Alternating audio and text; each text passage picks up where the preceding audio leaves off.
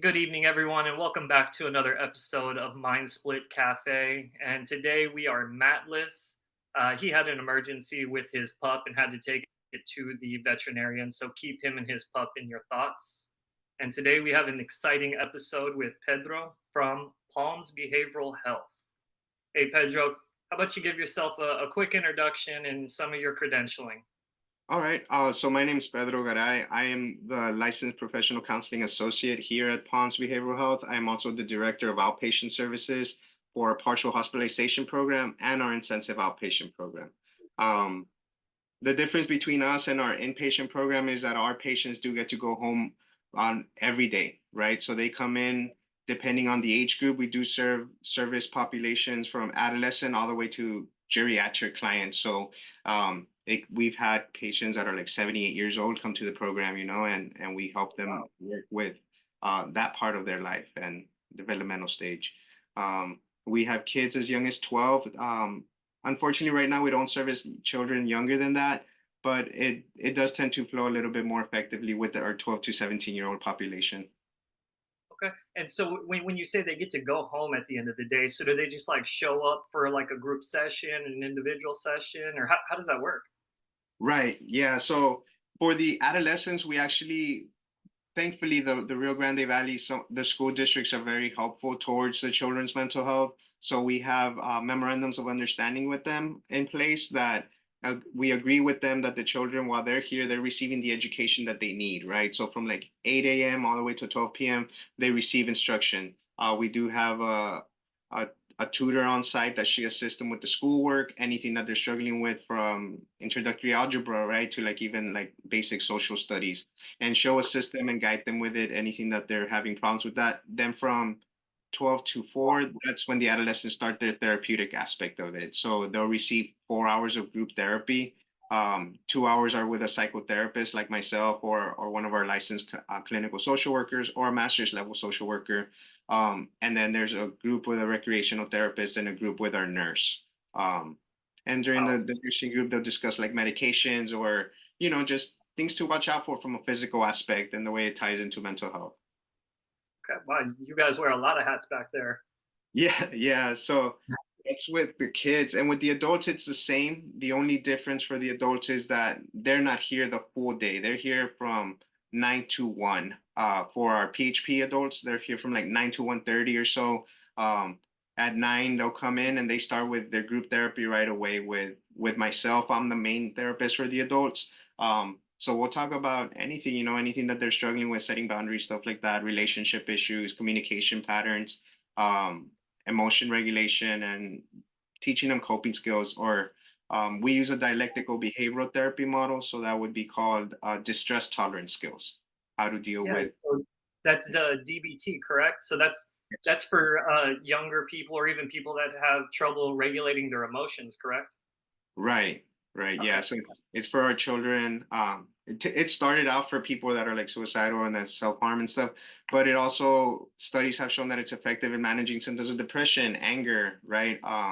Bipolar disorder when the moods get so elevated that they feel dysregulated. Teaching them these skills has also research is finding that it's very effective for it. I myself have been trained to become DBT certified. I'm just pending my full licenseship, which should be in February, so that I can get my DBT certification. Um, Congratulations. That's a big step, man. That's good. yes, thank you. Yeah. So before we kind of dive into some of the topics that you wanted to discuss, and I know you kind of already went over it, but paint a picture for us. I myself, being a 35-year-old male, and I'm having trouble with anxiety and depression, but I work during the day. Mhm. So how would that work with me on the PHP side? So I come in at what time? Can you kind of just break it down a little bit, like if it was me coming in? Right. So by this time that you're already coming into the office to meet with me, by that time you would have already been assessed, right? We have an assessment unit that is open 24 hours a day, 7 days a week. We're open on the holidays. And the holidays is when it gets rough, right? That's when depression hits the most. That's when we remember our loved ones that have passed away. And for some of us, it does get heavy. So at that time, they come in, they're assessed, and say the clinician and the doctor, they determine you're not at the point where you're in crisis where you need to be hospitalized, but you're at the point where you could benefit from intensive therapy, right? So when you think about therapeutic aspects, there's levels of care, RTC being the top one. That's a residential treatment center. That means you need to be there for a few months to like regulate yourself, and then you're able to come back into the community. And um, that's where you live there at the facility, correct? Okay. Right, right. And then the less level of care would be inpatient, which is like 3 to 7 days, but case by case varies, right? And then there's us, PHP and IOP. Um, so by this time you got assessed, they determine you're not at that intensity, but you are at an intensity where you require, say, like deeper, more intensive care. By that point, you would meet with us. You would come in, and we would actually help you with mitigating your FMLA. So let's Oh say that wow. you're able to take time, or you need to take time off of work, because for you to qualify for PHP and IOP, your depression, anger, anxiety, bipolar disorder, schizoaffective symptoms, they're to the point where they're impairing your relationships with your family, with your friends, at work. You know, you're having a lot of stress. You're not able to communicate properly, and now it's affecting your ability to go to work. Now you can't concentrate because there's too many things happening at once. Too fatigued, right? Low energy. And it's also happening to where your physical health is deteriorating because of it. So once a perpetual cycle happens, we assist our patients with getting FMLA and answering any questions that their employer might have. That's awesome. I'm sure that's probably one of the you know, not a struggle, but someone that's thinking that they're going to have to be away from work, and that might be a barrier for them to want to get treatment because they can't go away from work, or they don't have the PTO, or they don't. So that's really cool that you guys help them out and kind of guide them. It's just one less thing that they have to worry about. I like that. Yes, and our main doctor, Dr. Hernandez, he's super helpful with our patients. He's always willing to help whatever that they need. And me, so do I, and our team. We make sure. If Yeah. I need to talk to an administrator or something, I will do it for my patient. All I need is their clearance to speak to them. Yeah, absolutely. Make sure you don't break those HIPAA rules, right?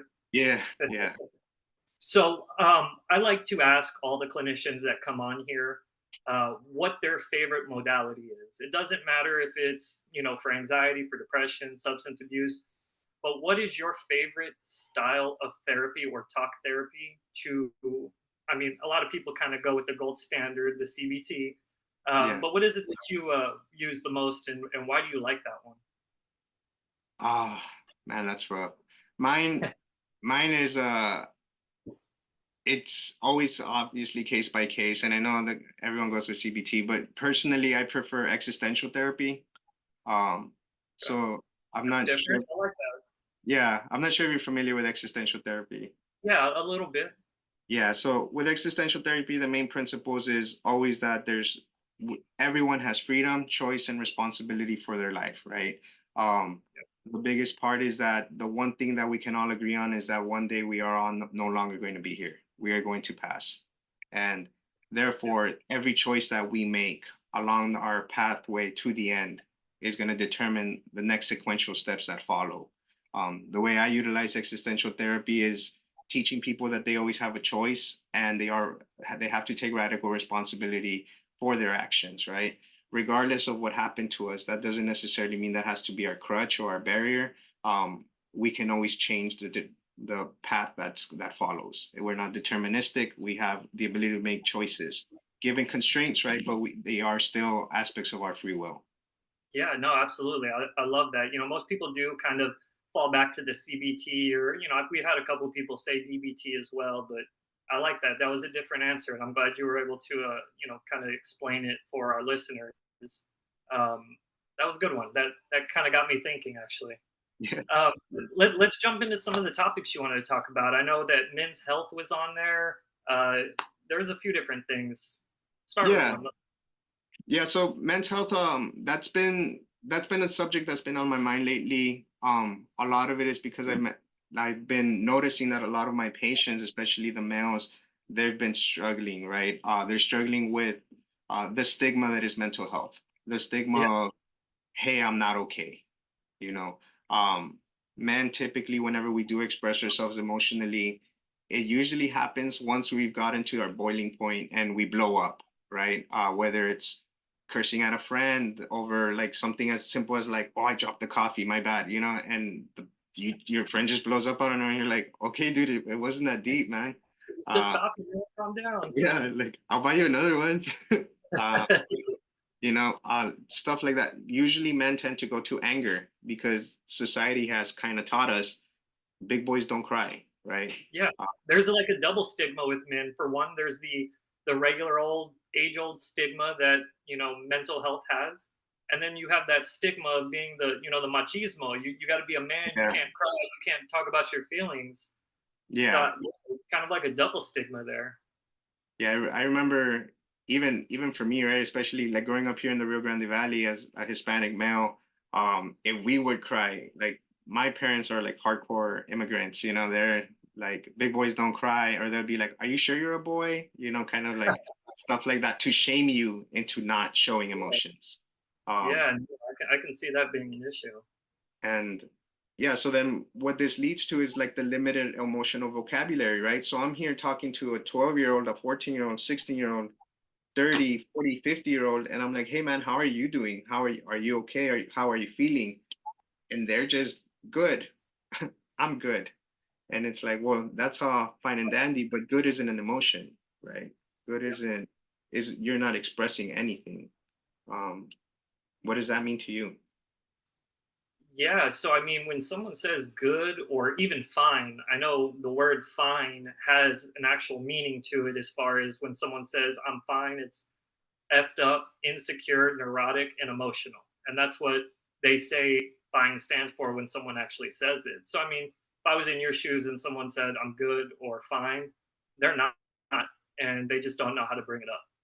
Right, right, exactly. Oh, that's a good acronym. I need to look into that one. Yeah, yeah, it's a little vulgar, but I mean it makes sense because I know every time I'm asked, "Are you good?" I'm like, "Yeah, I'm fine." If something's wrong, I really don't bring it up. hmm Yeah, and I talked to one of the patients once, like recently, and I was asking him, like, what is it that made it hard for you to communicate with your spouse, right? Because that's the main reason why he's with us. And he said, well, right now they're kind of teetering on divorce, right? And it's hard for him, but it is something that I've noticed with the other men as well, is that the wives will demand that they open up about what they're feeling, what they're thinking, and they're like, if I do that and I tell you what's going on in here, you're not gonna want to be with me. It's gonna make And it worse. yeah, yeah, it's gonna change your perception of who I am as a caregiver, as a husband, as a lover, right? As a provider to this household. And sure as the sky is blue, right? He opened up about his emotions and it changed his wife's perception of him. Now she saw him where before he was the strong man of the household, the leader. Now it's like, oh, are you sure you can handle this? Right? Yeah. Like now he opened up and expressed his vulnerability, but it led to him being perceived as weak and Do you incapable. see that happening a lot? I've seen it in discussions with men in group settings. Yeah, a lot of the time, we discuss a lot about barriers to treatment, right? That's one of the things I like to talk about because from the existential approach is what is getting in the way of making this happen right now. And that's one of the big things that bring up, right? They'll be like, well, my wife wants me to talk about this, but then as soon as this happens, my wife's like, oh, yeah, let's not do that again. Yeah, he's not the man I thought he was. Yeah, yeah, and unfortunately, like some of the women in the group do agree with it. The ones that are older, they'll be like they don't know how to react to it because of the socialization, right? From conversations with my female clients in the group setting with the male clients, they'll validate them and they'll be like, yeah, like when you express what you're feeling as a woman, I've been taught my man shouldn't cry, my man shouldn't need my shoulder to cry on, you know. Um, Yeah, and so go ahead. Sorry, I didn't oh mean to no, no, interrupt. no. And so it was just like it's conflicting for both of them, right? They Yeah, both. I wonder what comes from that. I mean, that's got to come with a new whole host of not disorders, but like you know, bad thoughts, intrusive thoughts. I mean, that can lead to a whole bunch of other stuff after going through that, right? hmm Yeah, and it depends. It's all case by case, right? Some of them they'll struggle with the racing thoughts and they become very intrusive. some are like low self-esteem. They'll take it very hard because, well, now they feel like, oh, if my wife saw me and she sees me as a weak person, now I'm not capable. And if I'm not capable, then that means that I'm not a good husband. And if I'm not a good husband, then that must mean I'm not a good father or a good worker. And, they start catastrophizing these cognitive distortions using CBT, right? They just start piling up. And that probably leads to depression and anxiety even. That could really mess someone's head up going through that. Yeah, yeah, it's So rough. what do you guys specifically do for men's health? Like, do you guys have something put together that's specific for men's, or kind of walk us through how that works when you're dealing with a situation like that? So for myself, I don't know. I can't speak for like my coworker, right? For Martha, she's our social worker. But as far as for myself, like I will teach them from the basics of what emotions are, right? So for instance, one of the more common ones is like the feelings wheel, right? What are you feeling right now? So when they say like, "Oh, I'm good," it's like, "Okay, cool, validate," right? Like it sounds like you're doing okay. However, we need to be precise, right? So I to know what the problem is, to know what we're trying to aim at, we need a target. We need to get specific, we need to get measurable, right? We need to get achievable, realistic, and all that smart goals. So I'll bring up the feelings wheel for them, and I'll be like, when you say you're fine, where is this spectrum? What are you feeling right now? A bit more. Yeah, yeah, bring it into the feelings wheel, and then that we can get very specific. And from those conversations, it's really effective because, like I said, with that limited emotional vocabulary, it opens up an array or a plethora of words that they can actually use. Like, oh, when I say I'm feeling okay, I actually mean I'm frustrated, right? Like you were mentioning, Yep. um, I'm nervous. That's interesting. I've never, I've done a lot of therapy. I had a lot of counselors. Sorry, I had a lot of couples therapy with my ex-wife. But I've never had a counselor actually bring up the feelings wheel, and I think that would be good, especially for someone that can't really vocalize what they're feeling or how they're feeling.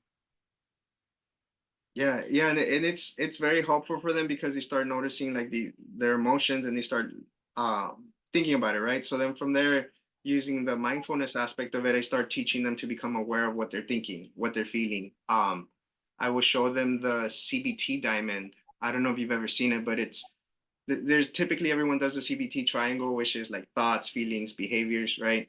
Well, with the diamond, it expands it into being like it's your thoughts, your feelings, your body sensations, and your behaviors. Because a lot of the Oh, times put in we there. tend to we tend to forget that we are feeling, sensing creatures, right? And trying to connect them back to the body. So if someone's saying like, "Oh, I'm feeling whatever, like I'm feeling okay," it's like, "Oh, okay." Then using just thought therapy, right? Like, what's your foot doing? If your foot could talk right now, what would it say? Because I see it's Oh, pacing a lot, you know? that's a good one. Yeah. So that's one of the ones I like to use, or when they're like, "Oh, you know what, sir, it's just kind of like whatever." And it's just like, "Oh, okay." Um, so if you could say that whatever, if it had a certain taste, a certain color, what would it be like? Exploring that aspect of it. So just for an example, if you were to ask me that and said that whatever, what color is that, and I said it was red, what would you think that I was leaning towards? It will be more like going further into that, right? Like when you mean red, is it like a crimson red? Is it a dark red? Oh, You okay. know, getting making it more sensory because Expanding what it. what is this mind associating that color with, right? And then with the taste. And then from there, just to make them aware that our imaginal realm and our sensational realm of the body, it's not just, oh, it's just I'm just looking at this wall right here and it's nice and pasty, it's gonna be okay. It's like there's more detail to it, right? Like there's a texture to it. It's Yeah, smooth, it's rough, it's dry, it's moist. yeah, that makes sense. That makes a lot of sense. And I would assume that this actually is going to lead into something that we've already talked about in your next and also your next topic. But would any of this, would a man speaking to or showing his feelings and he's afraid because his wife might not think or think less of him? Does this lead to invalidation? Yes, yes, and that's one of the big parts, right? Invalidation. Sometimes it's healthy. Sometimes it's healthy to invalidate yourself, right? Like, I gotta get to work. I really don't want to go to work today, but suck it up, Buttercup. You gotta show up, you know? um, but a lot of the times what happens is with invalidation is people tend to knock someone down with it. It tends to be used in a way where rather than saying like, hey, I see that you're going through a hard time. If I was in your place, I would be feeling the same way, right? If given your background, given what you've gone through, if that was me, I don't know if I would be able to handle that. It sounds like really rough. But instead of saying that, people will be like, oh, you're just being chiflado. You're being spoiled. Get Yeah, over it. Oh, what are you complaining about? You have food, you have water, you have a roof over your head.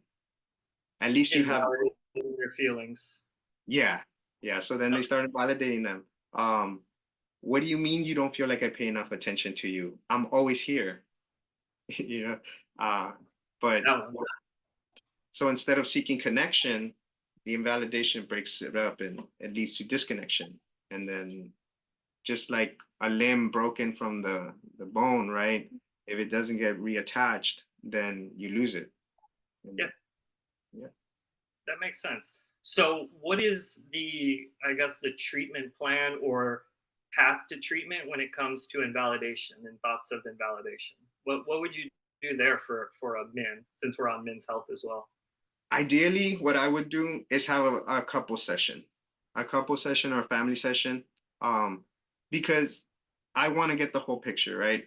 So prior to working in mental health, I worked in child protective services, and I was a investigator there and a supervisor, right? And what that taught me is that it's not just one part of the system that's falling apart. There's another contributing factor. It's not just that the woman thinks this way about her husband. It's like, what is it that the husband does that prompts her to think this way? You Yeah, know? Um, for instance, say it's a husband that's always complaining that he's the one that's always sacrificing for the family. He's the one that's doing X, Y, Z. But then, and then from a therapeutic perspective, because we only see, like, say you, we're like, yeah, yeah. Oh man, poor guy. Like his wife must be like so ego driven, right? Very egocentric. you don't Um, get the whole picture. yeah, then you meet the wife, and it's not that necessarily that she's narcissistic or that she's more about me or herself, right? It's that the husband refuses to allow her to help him. Uh, Yeah, whenever she's like, "Hey, I'm gonna pick up the kids," he's like, "No, you're not. That's my job." Hey, I'm gonna go do this. No, you're not. I'm gonna do that, right? So it's like, is it really that you're not being appreciated, or is it that you're not allowing yourself to be vulnerable in that situation? yeah, and that seems to be a case in a lot of the lot of the excuse me, I can't talk today. Wow. That seems to be the case in a lot of the sessions that you have seen. Yeah, yeah. It's a common pattern, right? Like I don't know if you're familiar with Eric Burney, but transactional analysis, he has like a thing about games people play. Uh, About in that. That's interesting. yeah, it's like it's an back in the 1970s, that's when he created it, but he found certain patterns that people engage in, right? Like for instance, the yes but game. So say you're asking me for advice about your car, and I'm like, oh, well, you should take it to the mechanic. Oh, well, if I take it to the mechanic, then that I could take it, but then that means I'm gonna have to wake up at this time, then I'm gonna have to do this. Oh, okay, well, hey, I have a cousin, he can come and check it out. Oh, but it's because if your cousin comes and I have to organize this room, right? Like the yes but game, it's like you're right, but no. Um, so it's kind of like it's just social interactions. That's what we do when we put ourselves in those situations. And in relationships, the reason why I would tie it back into that client, the treatment would ideally have a couple session so I can see where the wife is at. What are her goals for the husband? Because it could be too that the husband feels like my wife thinks I'm weak now. And she's just like, that's where the connection comes. And it's like, it's not that I feel that you're weak. It's just that I didn't know how to react. My dad would never cry. My brother never talks about what he's Yeah. feeling. They're always the only times they cry or feel is when they're drunk. Yeah. No, that liquid courage, it'll let you have some words, that's for sure. But yeah, I mean, Yeah, I grew up the same way. I think I saw my dad maybe cry once when his younger brother passed away, but for the most part, my dad was a big old muscle man and didn't really show too many emotions. So it's, I mean, very common. Yeah, lock it up, put it away in a nice little dark corner, and never open that closet again. No. Yep, throw it away, put it in the water, something. Yeah. Yeah, I've definitely grown up with that. Do you think that maybe society, in the way that social institutions, I guess, groom people, has caused us to have that thought process or that stigma? In some ways, yes, right? It's more common in certain areas. So, for example, if you grow up in a conservative household, you're more likely to be leaning towards like the macho man culture. Mm, But then there's like people down here in the valley, right? Like in the valley, we have people that are very like liberal, very lax views about certain yeah, things. That machismo is strong, you know. We are we have a very hard time letting go of the idea that the man is the head. yeah, yeah. No, the traditional the man is the breadwinner, and woman is the homemaker. Hmm. Society has actually implemented that, and it's changing over time. But I can definitely understand where that's coming from. Yeah, so like I see it because I mean talk to coworkers, family members, clients, right? And from the women's perspective, the like to use the example of the machismo in our culture is that even though they're working, they're professional, educated, making good money, they're still expected to be in charge of the kids' things. They're still expected to wash the dishes, fold the clothes, and the boyfriend or the husband will be like, oh, you mean that me helping you just like I'll take care of them later, just leave them there. But it's like they want you to take care of it now, you know? I know you were starting to discuss the scenario where wives are working. You want to pick back up there?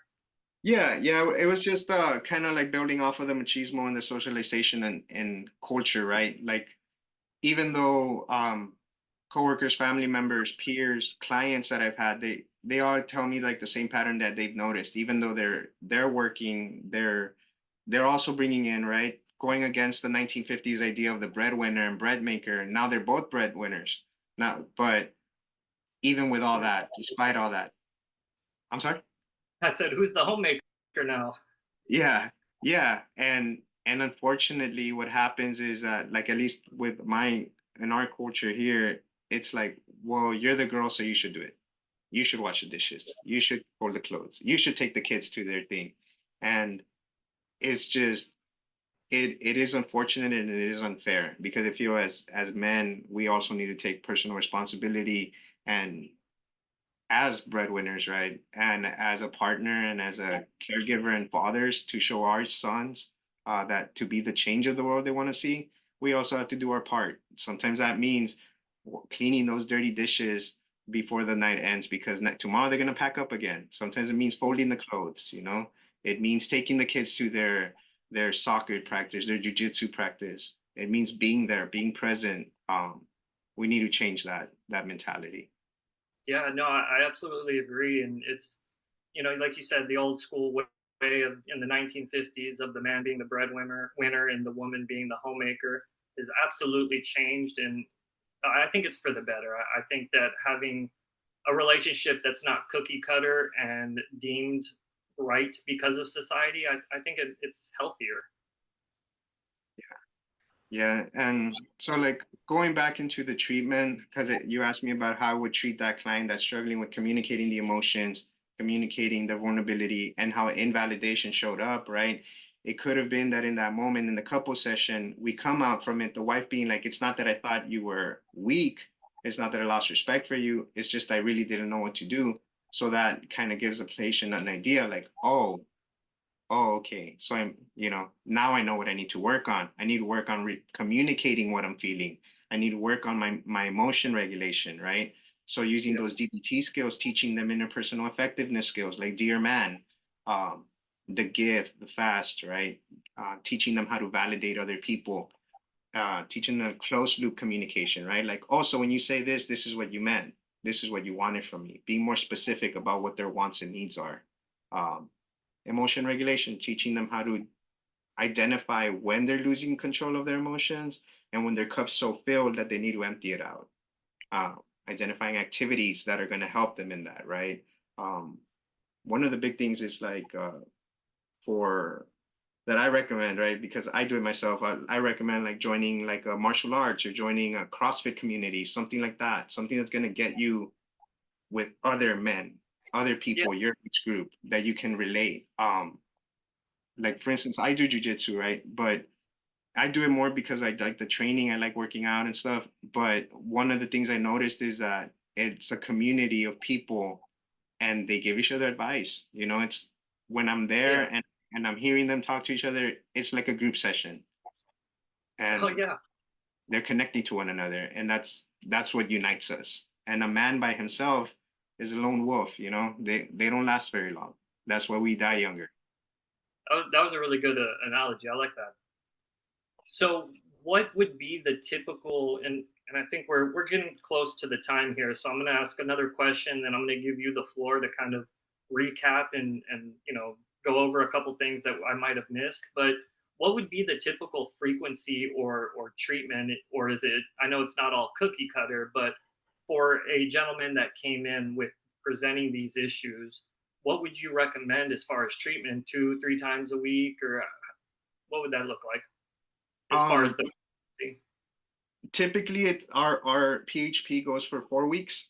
And so that's Monday through Friday. They'll receive group therapy, and our group sessions will be catered to how the group is going. But a lot of the times, it's like a phenomenon of human connectedness, right? It just so happens that the group, when they bond together, it's like they're all going through similar patterns in their life. And you, as a therapist, it's kind of like you're the shepherd and you're seeing how the flock is going, and you divert all the group sessions towards that.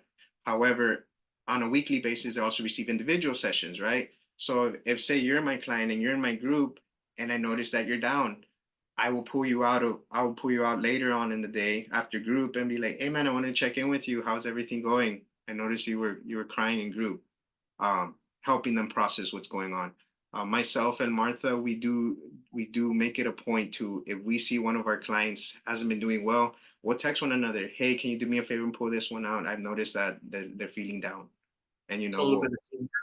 yeah, so although it's structured to be weekly individual sessions, if a client of mine needs to see me 3 times a week, we will make it happen for them.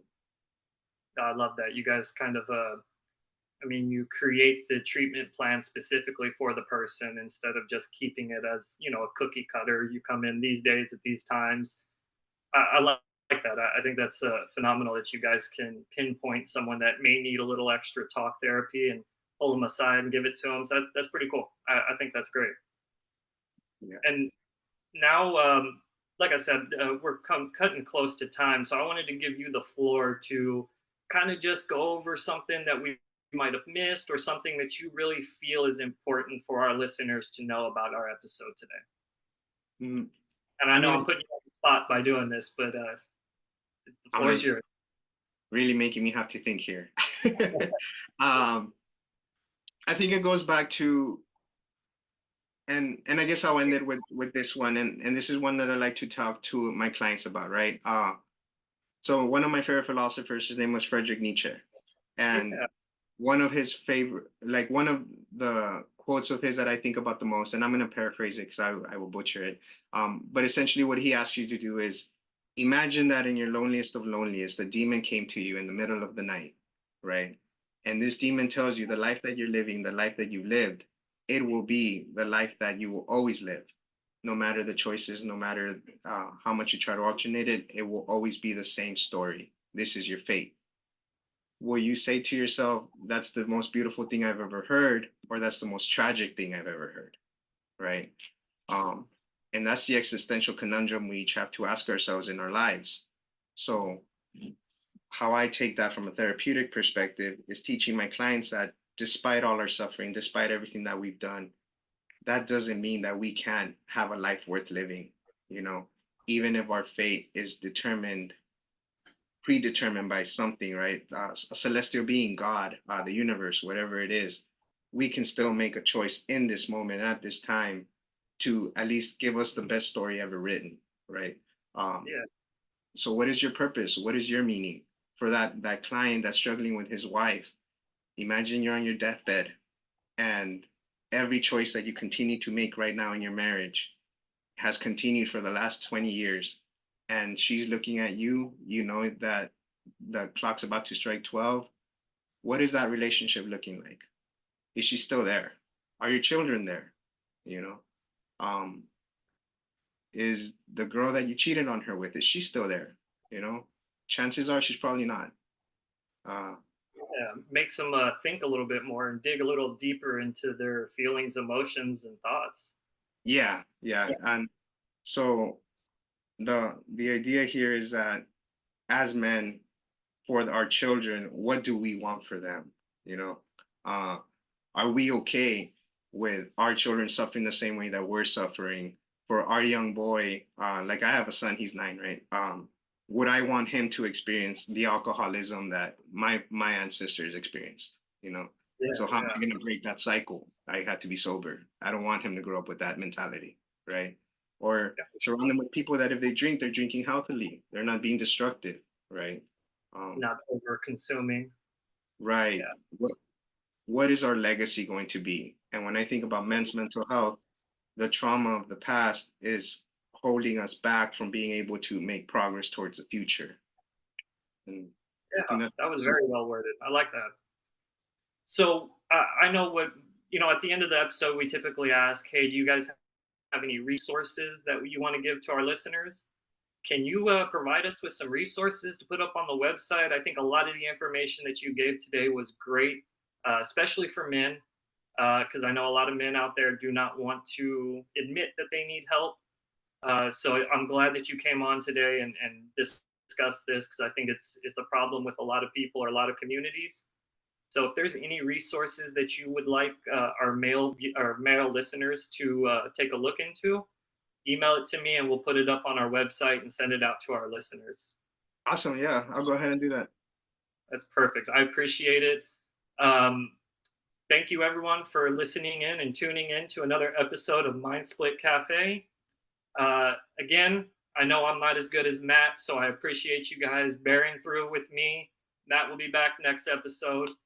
Um, and we also have a few things that we're going to be doing. Palms Behavioral Health and Mind Split will be putting on a basketball tournament coming up soon in the Valley, so keep an eye out for that. And we'll have some more few more good things for you guys. Hope everyone has a good night.